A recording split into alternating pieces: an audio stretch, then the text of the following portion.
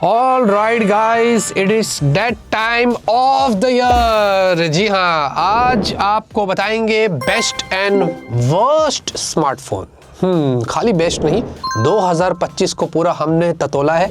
हमने सारे फोन्स को टेस्ट किए हैं, रिव्यूज किए हैं, बहुत सारी चीजें की है। देखिए, सिंपल रूल आपको समझा देता हूँ, तब जाके आपको मजा आने वाला है। पहले तो आपको बता दूं, हमने 5 कैटेगरी में जो है इन अवार्ड्स को डिवाइड किया है।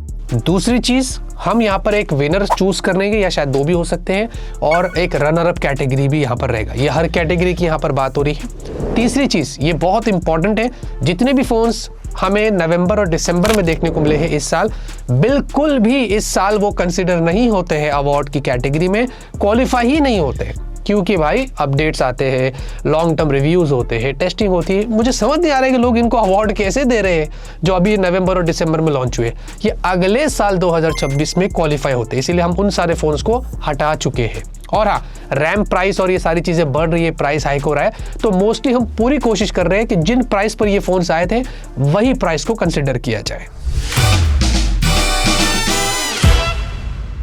पहली जो कैटेगरी है दोस्तों, वो है बेस्ट बजट स्मार्टफोन्स की। ये 10 से 20 हजार की रेंज की अगर मैं बात करूं तो मुझे यहाँ पर 2 फोन्स दिखे। बड़ी मुश्किल थी एक फोन उठाने के लिए, लेकिन 2 फोन्स में यहाँ पर चूज करता हूं। सबसे पहला है CMF का फोन 2 Pro। देखिए, इस फोन में अच्छाई और कमियां दोनों हैं, बट ओवरऑल ये ज्यादा वैल्यू प्रोवाइड करता है और ऑफर पर तो कभी कभी 15 के नीचे आ जाता है।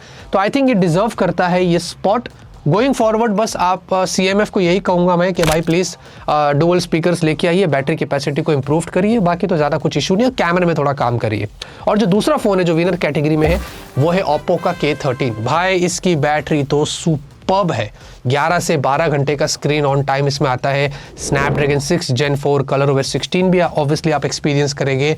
तो डेफिनेटली ये स्मार्टफोन मेरे हिसाब से डिजर्व करता है विनर कैटेगरी में। बाकी अगर रनर अप कैटेगरीज की बात करें तो मुझे बहुत सारे फोन्स दिखे, लेकिन 2 फोन्स मुझे लगता है कि वर्थ है। एक है Realme का P4 और दूसरा है Infinix का GT30। जी हाँ, पहली बार हम Infinix को ऐड कर रहे हैं। आई थिंक ये वैल्यू देता है और काफी अंडररेटेड फोन है, जो हमारे 10 से 20 हजार की कैटेगरी में रनर अप्स में आते हैं। लेकिन वर्स्ट कैटेगरी की बात करें तो यहाँ पर दोस्तों आते हैं काफी सारे फोन्स। Alcatel वाले हैं, Acer वाले हैं, इनफैक्ट सैमसंग की M36 सीरीज भी है। हाँ, डेफिनेटली वो वैल्यू नहीं देते। इनफैक्ट M35 मुझे ज्यादा अच्छा लगा था। लेकिन एक जो क्राउन डिजर्व करता है वर्स्ट फोन का, वो है नथिंग का फोन 3A लाइट। इसीलिए हमने इस फोन के अनबॉक्सिंग करने से रिजेक्ट कर दिया था, क्योंकि ये जस्टिफाई नहीं कर पा रहे हम इसको। ये फोन वर्स्ट है, इसको होना ही नहीं चाहिए, लॉन्च ही नहीं होना चाहिए था। ये फ्लॉप है। उससे ज्यादा बेटर CMF फोन 2 Pro जो ज्यादा वैल्यू देता है। बढ़ते हैं मोस्ट डिफिकल्ट कैटेगरी में, 20,000 से 30,000 बेस्ट मिड रेंज फोन्स। इसमें इंडिया की ये सबसे पॉपुलर कैटेगरी है, इसमें सबसे ज्यादा फोन्स सोल्ड होते हैं। और भाई स्मार्टफोन्स की लिस्ट इतनी लंबी है कि मैं आपको बता नहीं सकता। बड़ी मुश्किल से हमने यहाँ पर एक विनर निकाला है। यहाँ पर मेरे हिसाब से OnePlus का Nord 5 30,000 की रेंज में डिजर्व करता है। बड़ी बैटरी है, बेटर सॉफ्टवेयर एक्सपीरियंस, एक बहुत ही अच्छी चिपसेट आपको दी गई है।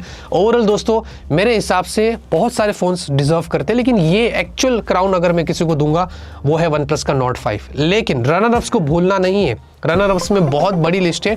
iQOO Neo 10R है, उसके साथ OnePlus का Nord CE5 है, नथिंग का फोन 3A है, Poco X7 Pro है, इनफैक्ट Realme P4 Pro भी है। Realme P4 Pro मेरे हिसाब से ये भी ऑलमोस्ट डिजर्व करता है विनर कैटेगरी में आने के लिए, ऐसा मुझे लगता है।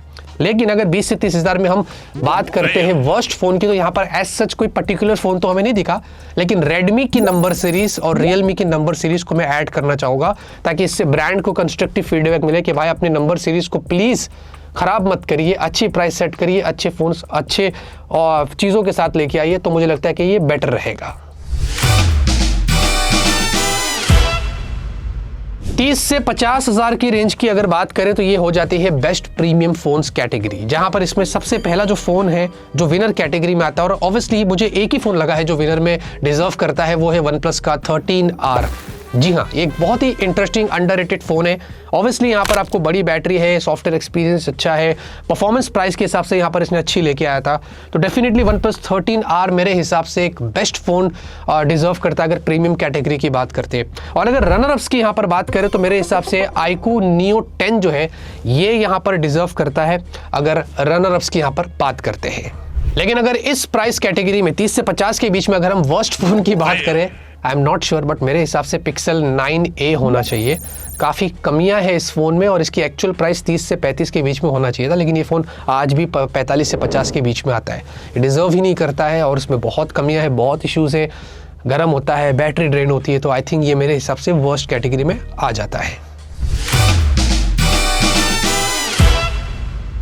अब ये जो कैटेगरी है ये मेरी फेवरेट कैटेगरी है, बेस्ट कॉम्पैक्ट फ़ोन्स। हाँ, थोड़ी कंट्रोवर्शियल है क्योंकि हमने भी ट्वीट किया था जिसके बारे में हमने बोला था कि आईफोन 17 में ऐसा क्या ही है जो लोग इतने पागल हो गए। तो वो भाई मैंने सिर्फ एप्पल को फीडबैक दिया था कि भाई जो चीज़ 3 साल पहले हो सकती थी एप्पल ने अभी किया। वो 3 साल पहले वाला फीडबैक देना चाह रहा था मैं, लेकिन लोगों ने गलत वे में ले लिया। बट स्टिल कॉम्पैक्ट फ़ोन की कैटेगरीज में मेरे हिसाब से बेस्ट कॉम्पैक्ट फ़ोन ऑफ 2025 जाता है आईफोन 17, क्योंकि जो अपग्रेड्स एप्पल ने किया है वो अप्रिशिएटिंग है, जो पहले ही कर देना चाहिए था।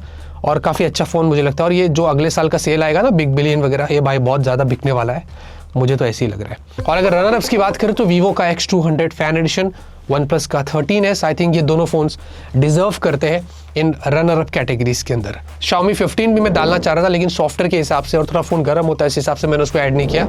बट ये दोनों फ़ोन्स मुझे लगता है कि बेस्ट कॉम्पैक्ट के रनर अप कैटेगरीज में आ जाते हैं। फाइनल जो कैटेगरी है दोस्तों वो है बेस्ट फ्लैगशिप स्मार्टफोन्स, और मैं चूज़ करता हूँ Samsung Galaxy S25 ultra. Obviously 1 साल से मैं खुद यूज़ कर रहा हूँ और ये बनता है स्मार्टफोन ऑफ द ईयर। मैं आपको पता है इसको क्यों चूज़ किया, सॉफ्टवेयर एक्सपीरियंस के लिए। अगर वीवो का X200 Pro जिसमें One UI होता, जो कि पॉसिबल नहीं है, तो वो मेरे लिए स्मार्टफोन ऑफ द ईयर होता, क्योंकि उसका कैमरा अनमैच्ड है। उसको मैं रनर अप कैटेगरी में सबसे ऊपर डाल रहा हूँ और मैं खुद यूज़ कर रहा हूँ S25 अल्ट्रा, तो मैं इसको यहाँ पर स्मार्टफोन ऑफ द ईयर का अवार्ड देता हूँ, क्योंकि मैंने एक्सपीरियंस किया और मुझे पता है इसका 1 साल वाला रिव्यू आएगा, उसके लिए बने रहना, सब बताएंगे। और उसमें फिर आपको वन प्लस का 13 भी मिलता है रनर अप कैटेगरी में। बहुत ही इंटरेस्टिंग स्मार्टफोन है, काफ़ी ब्यूटीफुल लुकिंग फ़ोन है, और साथ में आईफोन 17 प्रो सीरीज़ भी डेफिनेटली ऑब्वियसली डिजर्व करती है उस कैटेगरी में। और अगर 50,000 के ऊपर वाले कैटेगरी में वर्स्ट फोन्स की बात करते हैं तो एक है आईफोन 16e, हाँ भाई डेफिनेटली, और दूसरा है